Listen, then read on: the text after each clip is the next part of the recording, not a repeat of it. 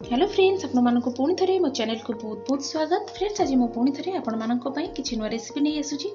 आशा करुँची आपको रेसिपीटी निश्चिंत भल लगे। वीडियोटी देखिए पूर्व आपने चैनल नुआ तो चैनल को सब्सक्राइब कर नियंतु, पाखरे थे बेल बटन प्रेस कर दिंतु, नुआ नुआ वीडियो नोटिफिकेशन आपन पाइपर। आज रेसिपी आम बनवा मशरूम करी। मशरूम करी बनवाई कौन सब सामग्री आवश्यक देखि नियंतु। मु 400 ग्राम छतु नहीं सबको भल भाव धोई नहीं। गोटे चामच पर हलदी गुंड और हाफ चामच लुण दे ये सबको भल भाव गोल नौचे।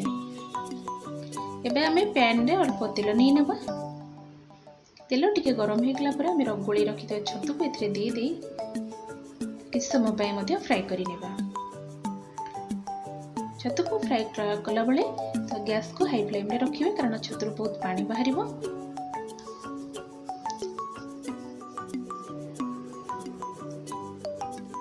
देखो ये छतु गुड़िक भल भाव भाजी गला। आम ए सबको प्लेट को काढ़ी नेब।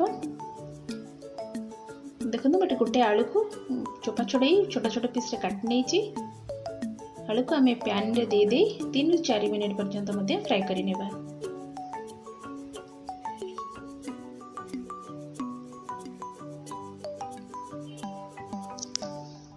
देखो आलू ये भल भाव फ्राए हो गला। आम आलू को काढ़ी नेबा। सेम पैन रे पुणी आम अल्प तेल नहीं नवा। तेल टिके गरम होगला पर गोटे तेजपत्र एवं किछि गरम मसला देदेबा। एबे आम काटिकी रखी पियाज को दे पियाज को लाइट गोल्डन कलर होगा पर्यंत फ्राए करनेबा। आपण माने चाहिए पियाज को पेस्ट कर नहीं पारे। ये मो पियाज काटिकी यूज करिछि। देखंतु पियाज लाइट गोल्डन कलर हैला परे मुठी अल्प अदा और रसुण पेस्ट नहीं से सबको दे भल भाव मसला को कषि नौ। सब मन रखिए अदा और रसुण कच्चा स्मेल जावा पर्यंत भल भाव कषिबे।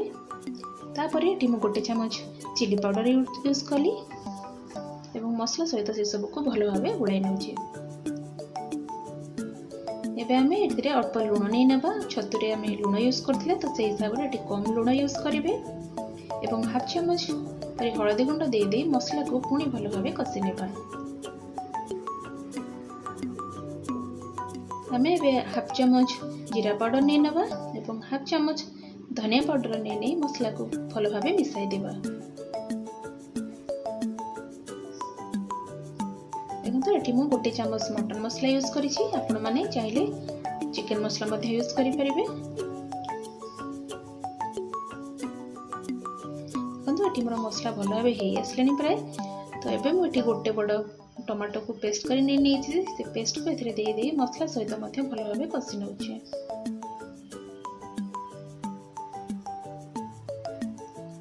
देखो मसला आसला। आम ए फ्राए कर रखि आलू को दे मसला सहित किसी समय कषि नेबा, जहाँफल कि आलूटा सहित सीझीज।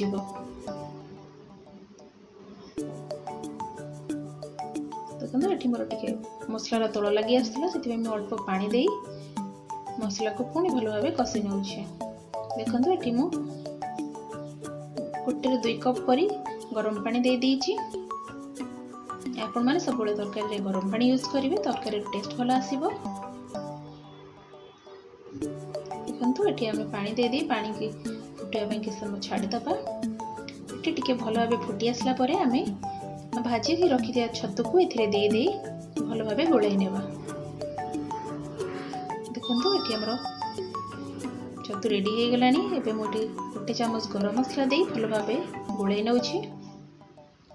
आपण माने रेसिपी को घरे निश्चिंत ट्राई करिवे। आपण मानकु किपरि लागला मते कमेंट करी जणाइबे। देखो एबे हम ए सब को प्लेट को काढी नेबा। को रोटी एवं भात सहित खाइबा को बहुत टेस्ट लगे। आपण माने ट्राई करिवे निश्चिंत। देखो आम ए रखी धनिया पत्र ऐड करनेबा। आपण मानकु छतुर रेसिपी किपरि लागला कमेंट करे जणाइबे। लाइक और शेयर करने को भूलिबेनी। रहुछि नमस्कार।